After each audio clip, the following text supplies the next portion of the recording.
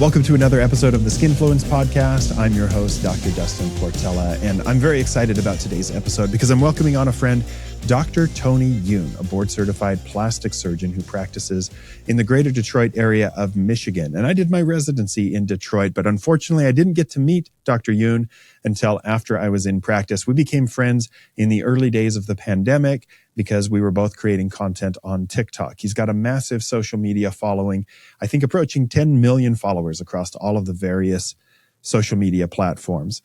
Dr. Youn is known as America's holistic plastic surgeon for his approach to plastic surgery that takes you under the knife as a last resort. He's very focused on lifestyle modifications and behaviors to help you look and feel your best, and using plastic surgery as a tool along that journey when appropriate.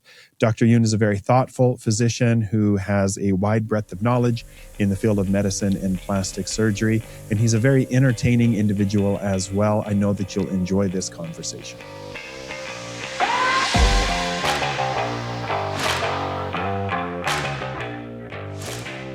Dr. Tony Youn, welcome to the podcast. It's good to see you again. Hey, thanks so much for having me on, my friend. So I wish I'd have known you when I was training in dermatology in Michigan, because I had offices I rotated right in your area. Tell us where you practice at.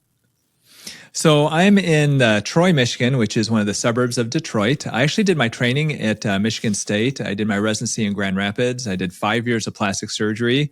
And then I did a year fellowship out in Beverly Hills with a top name plastic surgeon out there. And I came here to Michigan in 2004, started up my own practice, and have been a solo practitioner pretty much the whole time. Very good. And you are now known as America's holistic plastic surgeon. And this can be a confusing term on social media because there's so many people who are calling themselves holistic or natural, functional medicine, alternative. And so I'd love to hear from you. What does it mean to be a holistic plastic surgeon? How do you define that? So I define it as basically using plastic surgery as a last resort. There are so many things that we can do to turn back the clock naturally, to get beautiful, healthy looking skin. And really what it starts with the food that you eat. It progresses to possibly nutritional supplements if you're into those, then to skincare, and then all of the various non-invasive and minimally invasive options that we have. There's so much that you should consider doing before you go under the knife. And the hope really is that if you are educated in these types of things, that maybe a vast percentage of people won't need to feel the need to go under the knife. Because really, I tell my patients, say, hey, Dr. Youn, if I have this operation with you, what's the worst thing that can happen? I'll tell them, you can die. Like, that's the worst thing. And it's pretty bad. You can die.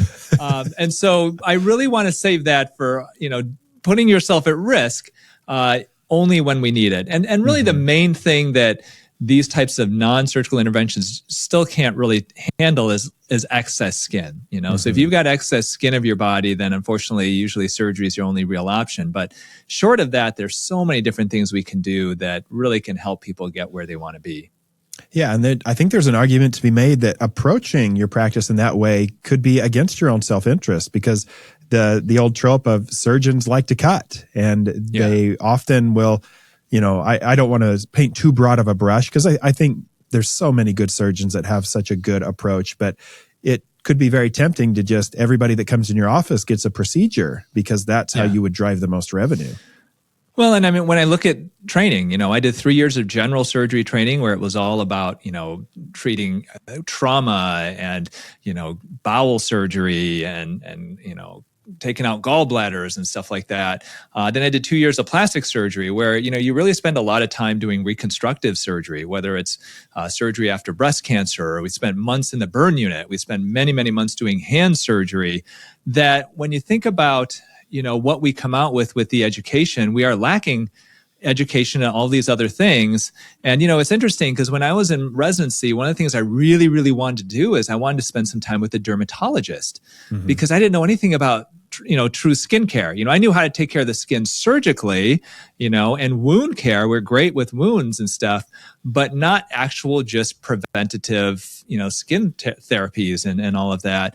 But because there unfortunately are turf battles between plastic surgeons and dermatologists, like we didn't get to spend any time with dermatology. And so I spent a lot of time actually in my training actually reading about dermatology and skin conditions and skincare, to the point where when I was a resident, I actually gave a talk on skincare to all the other residents and the faculty members because we never got that type of education ourselves. Yeah.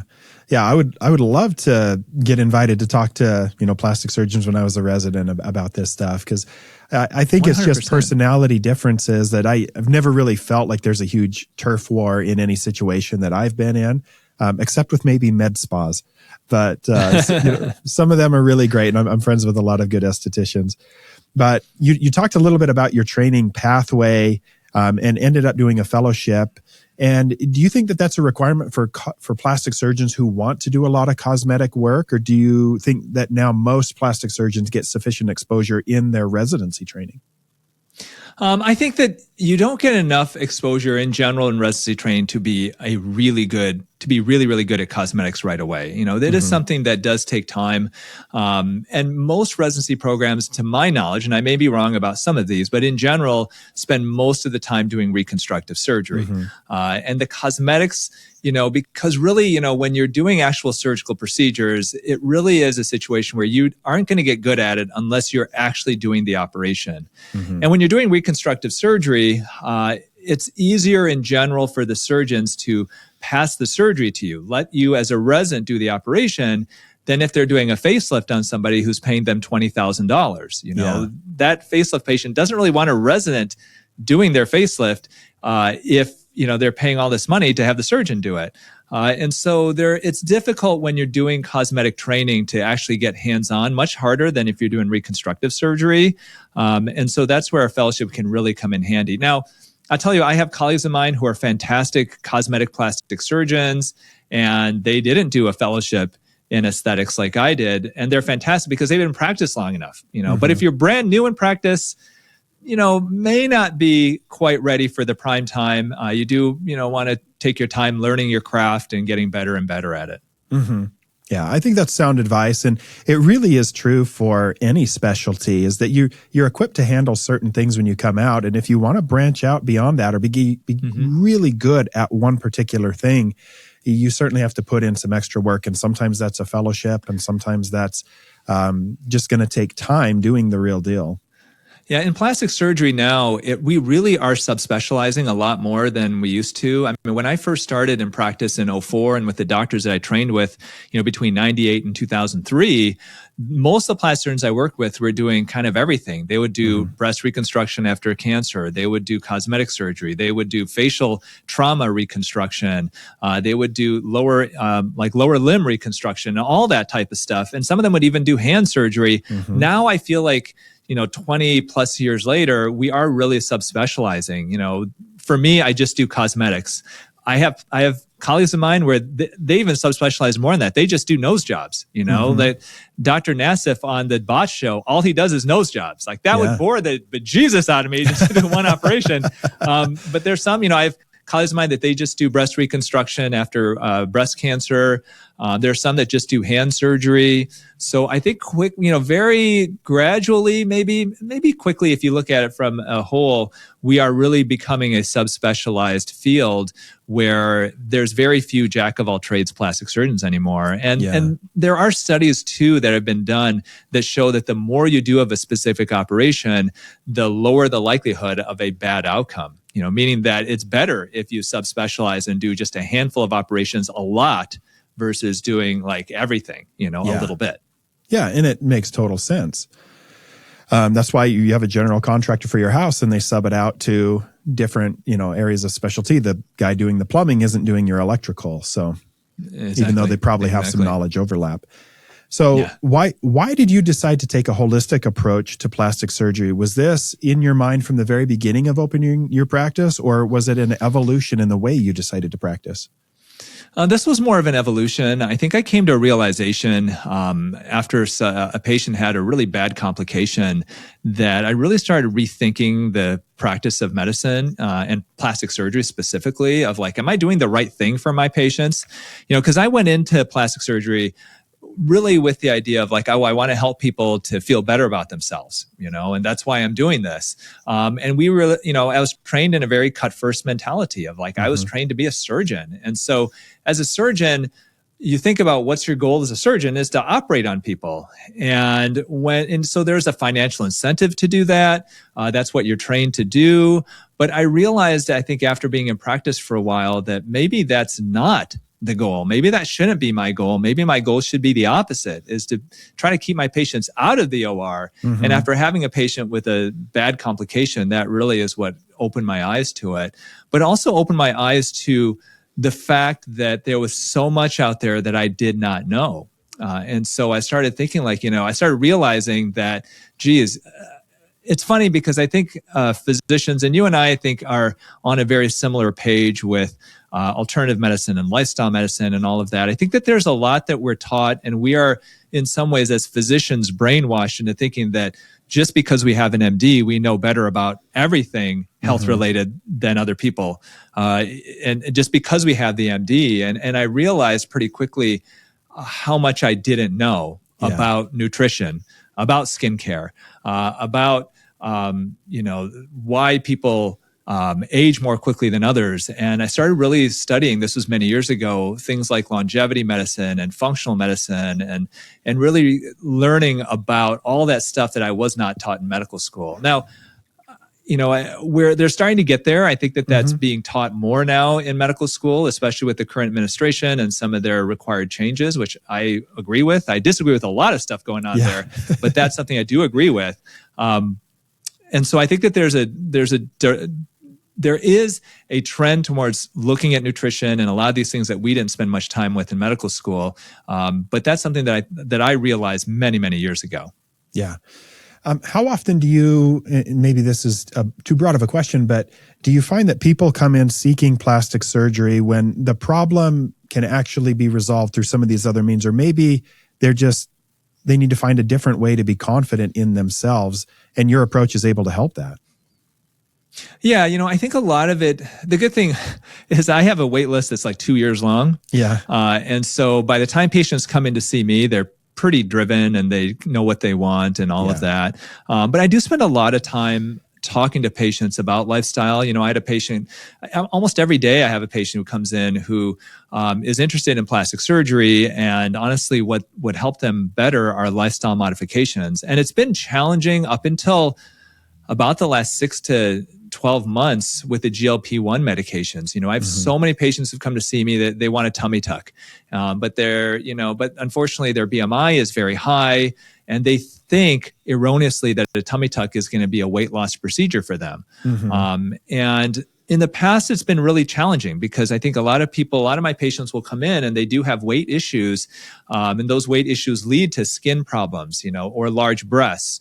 Oftentimes, like I said, the tummy. Sometimes they'll come in. A patient came in the other day and she said, I feel like I have so much heaviness in my neck and in my lower face. Can you do a facelift on me? And it's like, you know what? Let's actually help you with your weight first. Yeah. And one of the huge things now is I'm actually able to refer people to get help non-surgically with the GLP-1 medications. Now, I don't prescribe them myself. I have my own personal feelings about plastic surgeons prescribing them. But in general, I think that that's been a game changer because now I can get patients on an actual plan where it's like, okay, I'm going to send you to this doctor. We're going to help you to improve your health. We're going to take your weight down, and then we're going to help you deal with the skin that may be left over afterwards. And that's something that even a few years ago was much, much more difficult. Yeah. Yeah. One thing I want to get into is the difference between a plastic surgeon and a cosmetic surgeon. And this is very confusing for patients on the internet, or just in real life. And I remember a video that you responded to as well as a couple other plastic surgeons recently, where a cosmetic surgeon was coming out, against or not in favor of the new microtextured implants and saying that they weren't on board with them yet. And the response from this female plastic surgeon was, why don't you just say the truth is that you can't buy them because they are only available to board certified plastic surgeons. And that may have been a surprise to people on the internet. So what is the difference between a quote unquote cosmetic surgeon and a plastic surgeon? And how can patients find out who they're going to and get the best information? Yeah, that's a great question. So the term to be a plastic surgeon, essentially, you have to be certified by the American Board of Plastic Surgery. And why that's important is that there are a group of boards underneath the American Board of Medical Specialties. So the American Board of Medical Specialties is really the overlying group that certifies boards which certify actual physicians. So you are a dermatologist. There's the American Board of Dermatology, which is part of the American Board of Medical Specialties. Same with pediatrics, family medicine, internal medicine, cardiology. Like all the main specialties are underneath this huge kind of umbrella of boards. And that includes the American Board of Plastic Surgery.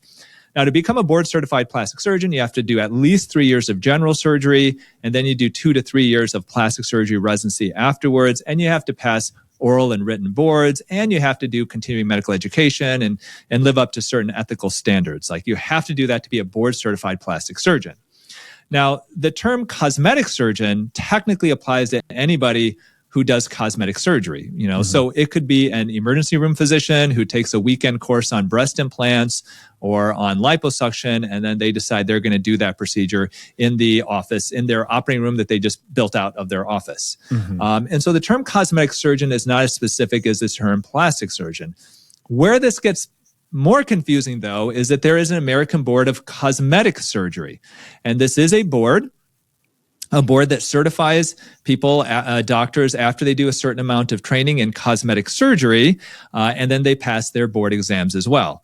The American Board of Cosmetic Surgery is not part of the American Board of Medical Specialties. And so plastic surgeons like myself, we don't necessarily consider it on the same level. Now, board-certified cosmetic surgeons will argue that they are, but once again, it's not part of the American Board of Medical Specialties. It's part of their own kind of group.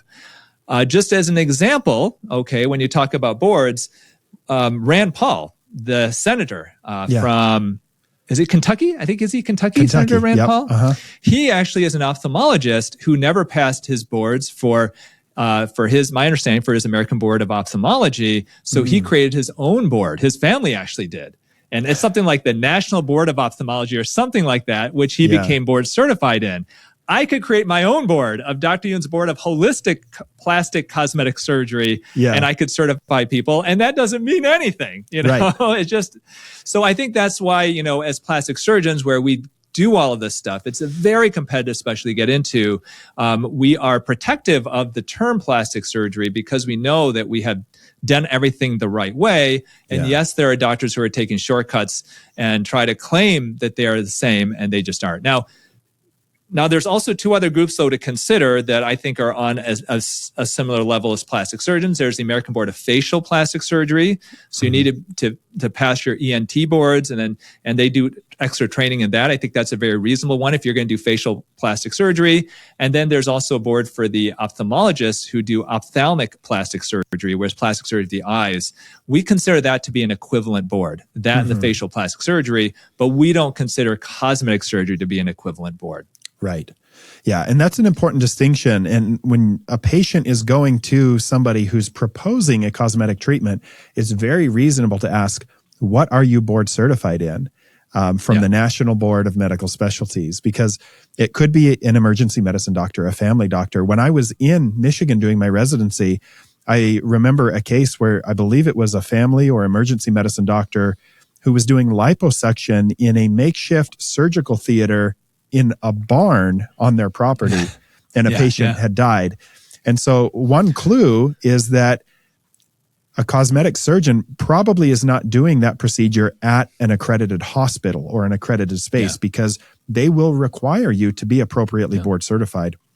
And the fact is, I'm sorry, just a really quick add to it. Hospitals will vet the surgeons for you. And the problem is if, let's say, you undergo a tummy tuck by a cosmetic surgeon that does not have hospital privileges to perform that operation, because let's say they don't have the training for it. Well, if you have a complication and you need to go to the hospital, that surgeon can't take care of you.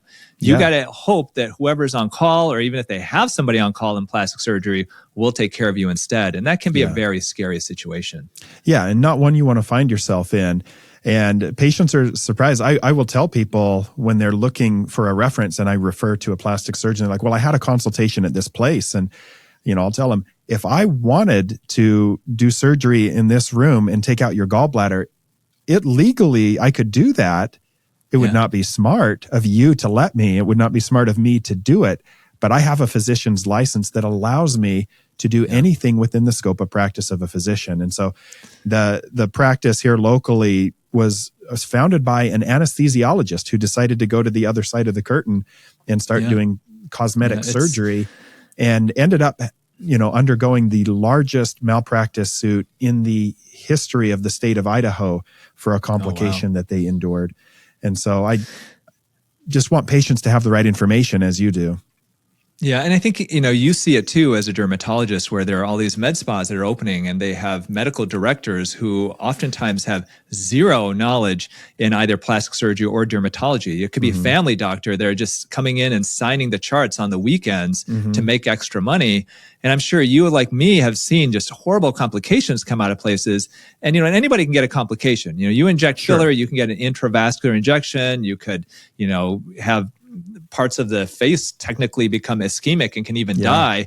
That can happen even with the best injectors. But the problem comes is if you are, let's say, an extender, a nurse or a PA or a nurse practitioner, you're doing these injections and you rely on your medical, your medical director to be really the person who oversees it. And if that person doesn't know what to do, I've had patients come to see me and say, look, I had this horrible injection. I've got these complications.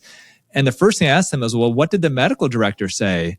And very often at times they'll tell me, well, the medical director doesn't know what to do, or they're never there. They don't know who it is. And it's wrong. Like, if you're going to undergo any type of an invasive cosmetic treatment, you need to make sure you do it either in the office of a board certified dermatologist or a plastic surgeon who knows anatomy and who can take care of you if you have a complication. Anything less than that, in my opinion, is substandard, and you're putting yourself at risk. Yeah, I completely agree. There's a med spa close to where we first opened practice, and it took me a couple of weeks to find who the medical director was, because it was being run by a nurse, not even a nurse practitioner. And the medical director that was supposed to be the one to handle any complications that this place might have was a nurse practitioner that worked in hospice, which is about as far away as you can get from plastic surgery or dermatology. And so when I called the nurse, I was like, you have to tell me who your medical director is, because we're around the corner from you. And if there's a complication, they're coming to me and I just need to know. So, I had one patient who came. She was a surgery patient of mine, a really nice woman. And she went with a friend to a med spa locally, and that person injected Belafil under her eyes. And she came to see me a couple months later with these huge masses under both eyes. And I said, well, where did you go? And she said, I went here and this nurse did it. And I said, okay. I mean, I have nurses that inject in my practice, and I trust them. But I'm in charge. If anything bad happens, I'm there. Like, that's my responsibility. So I said, well, what did the medical director say? And they said, well, it's a family doc who doesn't know anything about this. So they said, you need to find somebody else to treat you. And it's like, thank God, at least she knew me, from the fact that I did breast and tummy surgery on her a couple of years before. But for somebody who doesn't, it can be a very scary situation. So, man, I always tell patients, if you're going to have an injection, just board certified dermatologist or plastic surgeon in their office, because if something goes wrong, you need to be in the right hands. Yeah. And I'm a big advocate for that, because I firmly believe that it's very easy to train somebody to stick a needle in and push a plunger, but part of the proper training is how to manage every potential complication that can happen once you do that. And the weekend courses just simply can't provide you that kind of education. And along with that education, I'm a firm believer that properly educated physicians also know when to say no to something. So I think that it's interesting, because I've seen some bad stuff happen. I've had intravascular occlusion. I've seen it twice in my practice. And sometimes you talk to doctors who say, oh, I've never seen it. And the fact is, and you just haven't done enough treatments. Exactly. I've been in those shoes too. You've been doing it long enough. It's like you've seen everything, and that's who you want to take care of you if something goes wrong. Not somebody who comes in saying, well, I've never seen it because I'm so good. And it's like, nah, it's because you've been lucky. At some point, you're going to see it. Yeah. I frequently find myself in awe of what modern medicine is able to do. We have, heart valve replacements being done through the veins in the legs now, and plastic surgeons are often at the forefront of cutting-edge technology and procedures that help us to advance the field of medicine, not just in cosmetics, but in all areas of medicine. One of the approaches that you take, that you describe on your website, is to basically have a standard of holistic safety and efficacy, and you may choose not to do all of the kinds of procedures that other plastic surgeons may be pioneering and may be incredibly popular on social media. How do you determine what procedures that meet your standard of holistic safety and efficacy? Yeah, I think that in plastic surgery, we tend to, and you probably see it, I think, too, with laser treatments and cosmetic treatments, we tend to put results over safety sometimes, or results, or like promise of results over the actual results that you get. I do think that, there is a level of safety that is acceptable to the general public of plastic surgeons, for example, that is different than what I would put for my own practice. Mm-hmm. So for example, one of the things that's really popular right now is injecting fat into breasts, fat grafting into breasts.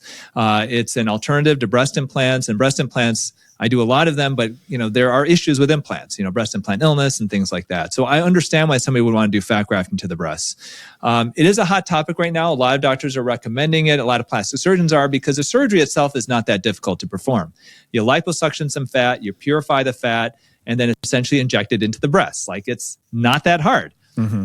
The risk of a complication from that procedure is very low, and the studies that have looked at it show a very low risk of complications. The first issue that people were concerned about with this operation, for example, just to give you an example of what you're asking me, is alterations of mammograms.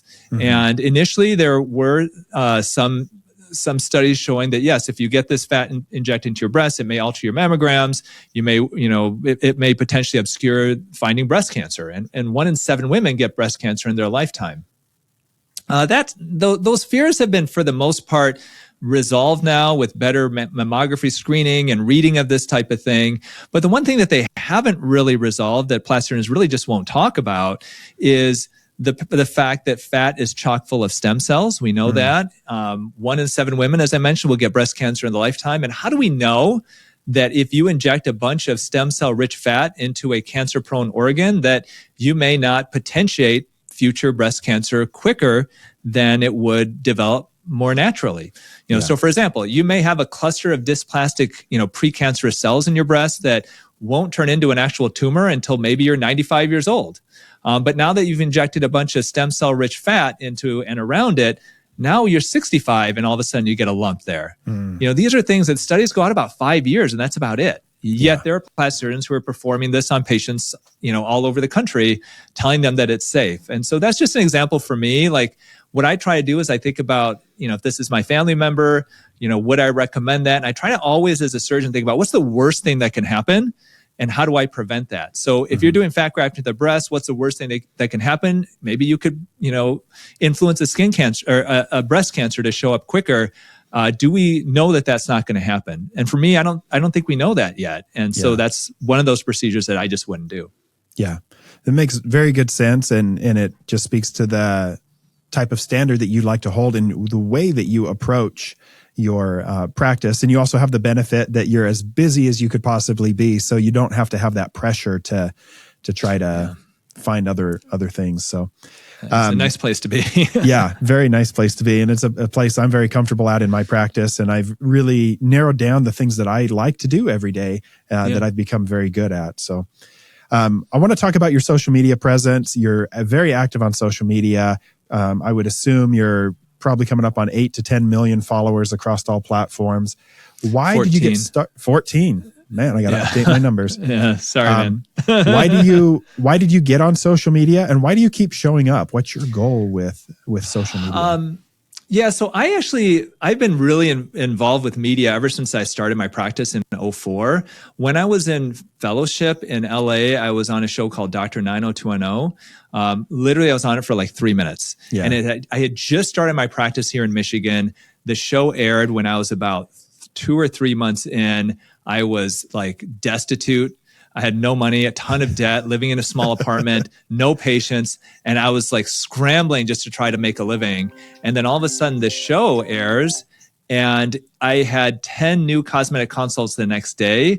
And it literally powered my practice for 2 years. It was insane what this show did. And so that taught me the power of actual media.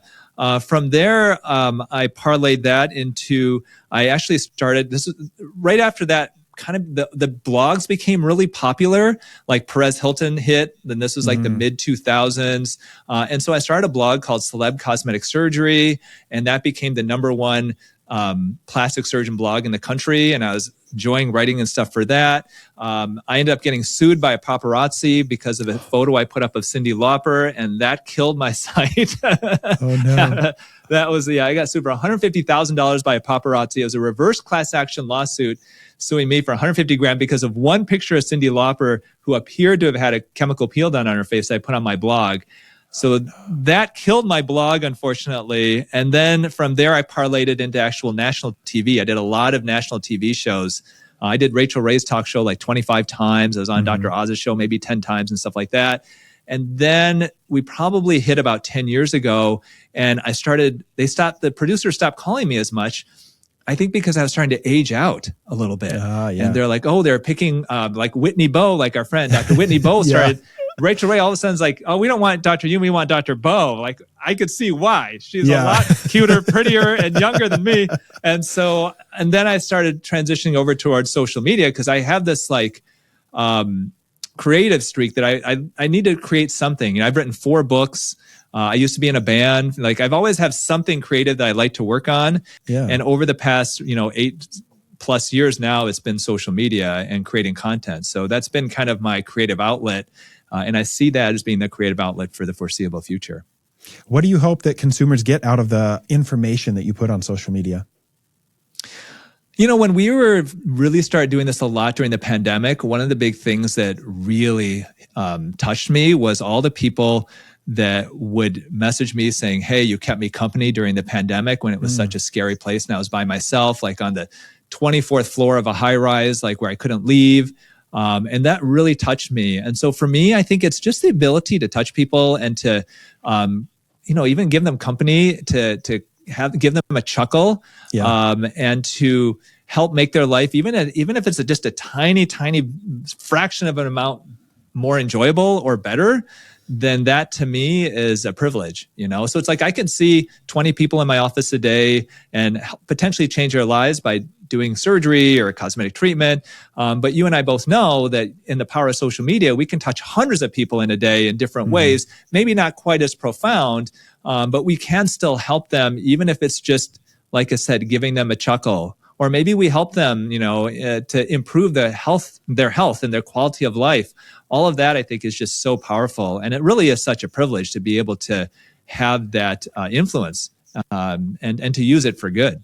Yeah, it really is. I love seeing the good that can come from it and just having fun in the creative process.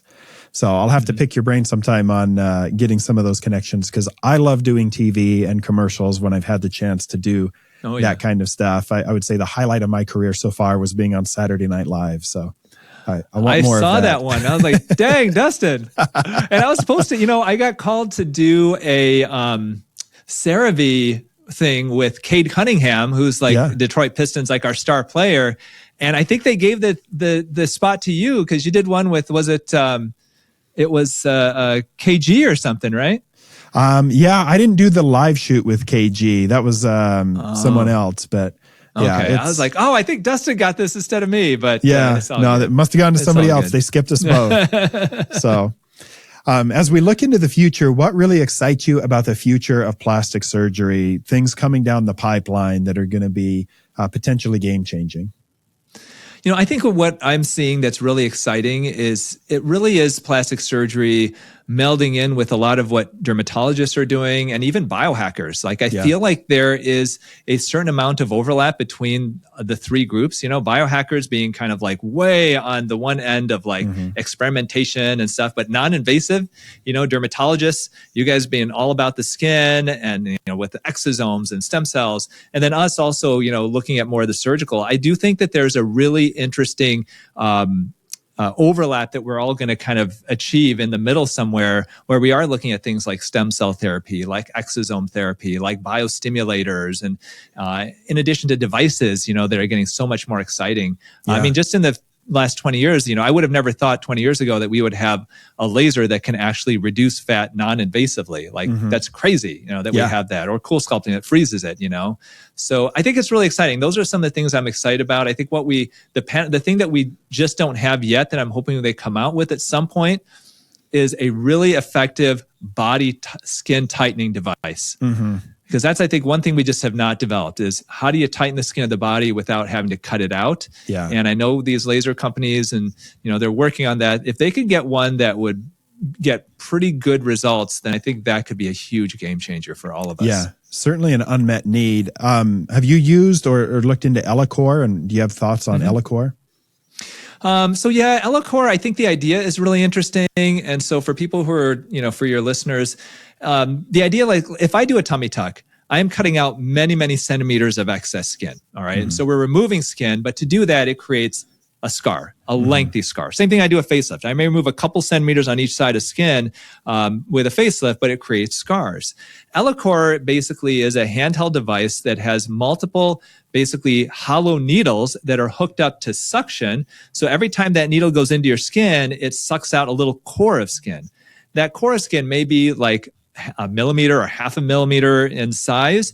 But if you do that, let's say hundreds of times, now you're removing hundreds of cores, and those cores are so small, they don't leave a visible scar, but they will actually then remove technically a certain amount of skin. The idea, I think, is fantastic. It's like a no-cutting facelift. I know people use it for the abdomen and stuff like that. Just my, two things. First thing, it is a bloody mess. Yeah. I've seen it done. It's a bloody mess. And then the second thing is the results that I've seen so far have not lived up to what I would hope to see.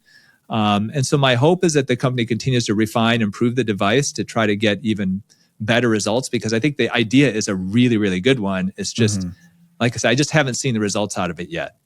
Yeah. Very good. Well, Dr. Youn, where can people find you on the internet and share your podcast with us, which I just did an appearance on as well? Yeah, so my podcast is The Dr. Youn Show. It's available on all the different podcast platforms. And I have actually a skincare line called Youn Beauty. My website is younbeauty.com, where we've got all sorts of great, really healthy skincare, retinols, vitamin C, I'm a big fan of collagen supplements. We've got that. We just added a fiber supplement and a retinol body cream. The retinol body cream is something I'm really proud of. So Youn Beauty is a skincare line, and podcast, The Dr. Youn Show. Well, to the audience, definitely check that out if you like the approach that Dr. Youn takes for holistic plastic surgery and his pre-surgical approach to helping you look and feel your best. Youn Beauty and his website have much more information, as well as his podcast. So I encourage you to check that out. Thank you for joining us on this episode, and hope you found it as fun as I have had to interview Dr. Youn. And take a minute to leave us a 5-star review wherever you listen to podcasts. Share this episode with a friend. And as always, we'll see you next week.